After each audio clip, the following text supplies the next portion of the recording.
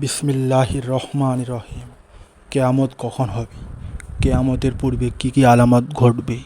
কেয়ামতের পূর্বে কি ফিতনাগুলো প্রকাশ পাবে? তাই এই ভিডিওটা আলোচনা করা হয়েছে। সবাই চ্যানেলটি সাবস্ক্রাইব করবেন। আল্লাহ পাক রব্বুল আলামিন এটাই বলেন, ইযা জুলজিলাতিল আরদু জিলজালাহা। বেঈমানরা কয় কিয়ামত কবে হবে? কিয়ামত হয় না কেন? আল্লাহ সূরা নাজিল করে দিলেন, যেদিন প্রচন্ড কম্পনে জমিন কাঁপতে থাকবে, সেদিন সব ধ্বংস হয়ে যাবে, সেদিন কিয়ামত হয়ে যাবে। এটাই হলো কিয়ামত। সেদিন কিয়ামত ঘটেই যাবে। সহিহ বুখারীর বর্ণনা 1036 নম্বর হাদিস। قال رسول الله صلى الله عليه وسلم, নবীজি বলেন, লা তাকুমুস সাআ, কিয়ামত হবে না হাত্তা ইউকবাজাল ইলম, ইলম উঠিয়ে না নেওয়ার আগ পর্যন্ত কিয়ামত হবে না। কিয়ামতের আগে ইলম উঠিয়ে নেওয়া হবে। কিয়ামতের আগে ইলম উঠিয়ে নেওয়া হবে। ইলম কিভাবে আল্লাহ উঠাবে কিয়ামতের আগে? এটা আবার বুখারীর 100 নম্বর হাদিসে আছে। قال رسول الله صلى الله عليه وسلم, নবীজি বলেন, ইন্নাল্লাহা লা ইয়াকবিজুল ইলমা ইনতিজাআন ইয়ানতাজিউহু মিনাল ইবাদ। আল্লাহ বান্দার ছিনা থেকে ইলম একবারে ছিনিয়ে নিবে এমনটা হবে না। ওয়ালাকিন ইয়াকবিজুল ইলমা বিকবজিল উলামা, আলেমদেরকে উঠিয়ে নেওয়ার মাধ্যমে ইলম আল্লাহ উঠিয়ে নিবেন। ইলম আল্লাহ ছিনায় নিবে এমনটা হবে না যে কারো সিনা থেকে এইভাবে টান মাইরা নিয়ে গেছে, এমন না। আলেমদের মৃত্যু হবে, ইলম উঠে যাবে। গত 2 বছর 3 বছর আমাদের দেশে আলেম মৃত্যুর হার কম না অনেক বেশি? অনেক বেশি। রাসূলুল্লাহ সাল্লাল্লাহু আলাইহি সাল্লাম বললেন, কিয়ামতের আলামতের মধ্যে একটা হলো হাত্তা ইউকবাজাল ইলম, ইলম উঠিয়ে নেওয়ার আগ পর্যন্ত কিয়ামত হবে না। এমন একটা পরিস্থিতি সৃষ্টি হবে, হাত্তা ইযা লাম ইউকি আলিমা, যখন কোনো আলেম খুঁজে পাবে না, ইত্তাখাযান নাসু রুউসান জুহালা, মানুষ জাহেলদেরকে নেতা বানাবে। ধর্মীয় নেতার আসনে জাহেলকে বসায় দিবে। ফাস্তাফতাউ ফাআফতাউ বিগাইরি ইলম, মানুষ জাহেলদেরকে একের পর এক প্রশ্ন করবে, আর জাহেল সাহেব একের পর এক উত্তর দিতেই থাকবে। প্রশ্ন করবে, কোন প্রশ্নে বলবে না আমি পারি না, আমি জানি না, সব প্রশ্ন পারে আর উত্তর দিতেই থাকবে।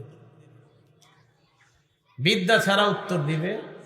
ফাদাল্লু ওয়া আদাল্লু, তারা নিজেরাও পথভ্রষ্ট হবে, অন্যদেরকে পথভ্রষ্ট করবে। আল্লাহ আমাদেরকে হেফাজত করে। রাসূলুল্লাহ সাল্লাল্লাহু আলাইহি সাল্লাম বলেন, লা তাকুমুস সাআতু হাত্তা ইউকবাজাল ইলম, কিয়ামত সংগঠিত হবে না ইলম ছিনিয়ে না নেওয়া পর্যন্ত। সহিহ বুখারীর বর্ণনা 80 নম্বর হাদিসের বর্ণনা। قال رسول الله صلى الله عليه وسلم, নবীজি বলেন, ইন্না মিন আশরাতিস সাআ আন ইউরফাআল ইলমু ওয়া ইয়াসবুতাল জাহলু।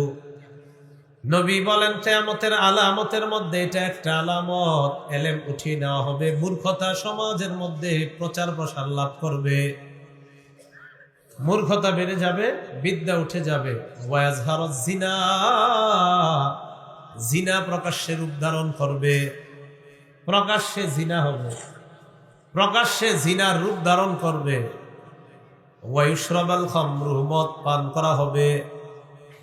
তো রাসূলুল্লাহ সাল্লাল্লাহু আলাইহি সাল্লাম বললেন, কিয়ামতের আলামত ইলম উঠে যাওয়া, মূর্খতা ছড়িয়ে পড়া। ইলম উঠে যাওয়া, মূর্খতা ছড়িয়ে পড়া, এটা হলো কিয়ামতের আলামত। তো আসেন বুখারীর ওই হাদিসটা পুরোটা শুনি।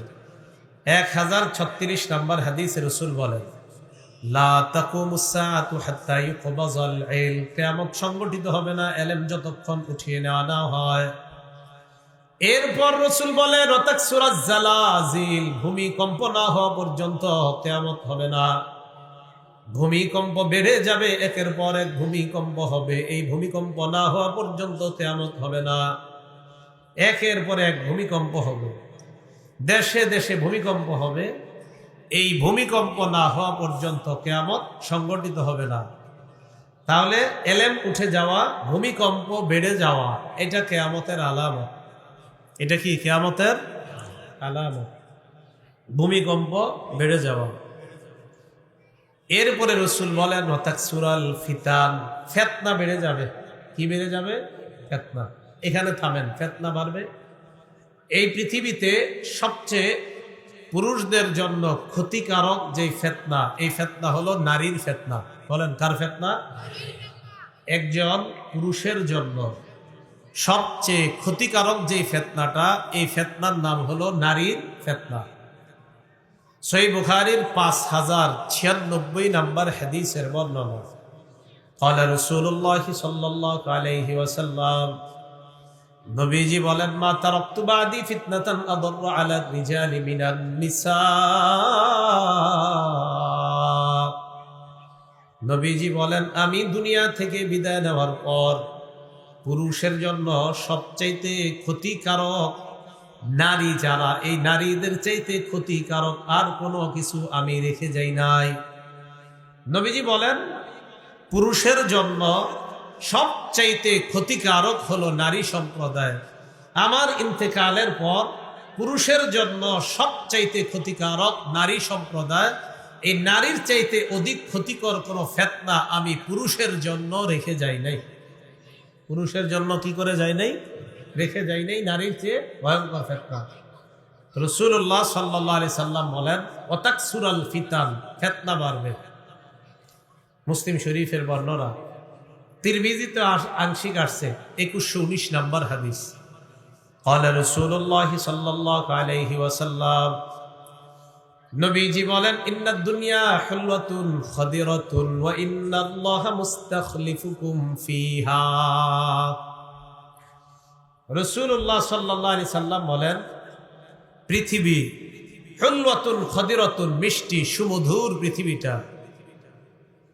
ওয়া ইন্নাল্লাহা মুস্তাখলিফুকুম ফিহা, এই পৃথিবীতে আল্লাহ তোমাদেরকে প্রতিনিধি বানিয়েছেন। ফায়ানজুরু কাইফা তা'মালুনা, আল্লাহ দেখবে তোমরা কিভাবে আমল করো, কেমন আমল করো, এটা আল্লাহ দেখতে চান। নবীজি বলেন, ফাত্তাকুদ দুনিয়া ওয়াত্তাকুন নিসা, তোমরা দুনিয়ার ফিতনা থেকে বাঁচো, নারীদের ফিতনা থেকে বাঁচো। তোমরা দুনিয়ার ফিতনা থেকে বাঁচো, নারীদের ফিতনা থেকে বাঁচো। এরপর রাসূল বলেন, ফাইন্না আউয়ালা ফিতনাতি বানি ইসরাঈলা কানাত ফিন নিসা, বনি ইসরাইলের মাঝে সর্বপ্রথম ফিতনা ছিল নারী সম্প্রদায়ের ফিতনা। বনি ইসরাইলের মাঝে সর্বপ্রথম যে ফিতনাটা ছিল, এটা ছিল নারীদের ফিতনা। রাসূলুল্লাহ সাল্লাল্লাহু আলাইহি সাল্লাম বললেন, এই পৃথিবীটা মধুর, এই পৃথিবীটা সুমিষ্টি, আল্লাহ তোমাদেরকে প্রতিনিধি বানিয়েছেন। তোমরা দুনিয়ার ফিতনাকে ভয় করো, নারীদের ফিতনা ভয় করো। বনি ইসরাইলের সর্বপ্রথম যে ফিতনাটা হয়েছে, এটা হলো নারীদের ফিতনা। আল্লাহ আমাদেরকে এই অবস্থায় যে কোনো ধরনের ফিতনা থেকে আল্লাহ আমাদেরকে হেফাজত করে। আবু দাউদ শরীফের বর্ণনা, 4259 নম্বর হাদিস, মুসলিম শরীফের লম্বা হাদিস, আবু দাউদও আংশিক আসছে হাদিসটা। এই হাদিসের মধ্যে রাসূলুল্লাহ সাল্লাল্লাহু আলাইহি সাল্লাম বলেন, قال رسول الله صلى الله عليه وسلم, নবীজি বলেন, সাতাকুনু ফিতানুন, তোমাদের মাঝে একের পর এক ফিতনা আসতেই থাকবে, একের পর এক ফিতনা আসতেই থাকবে। নবী বলেন, আল কাঈদু ফিহা খায়রুম মিনাল কাঈম, ওই ফিতনার জামানায় যারা বসে থাকবে, যারা দাঁড়িয়ে আছে তাদের চাইতে উত্তম।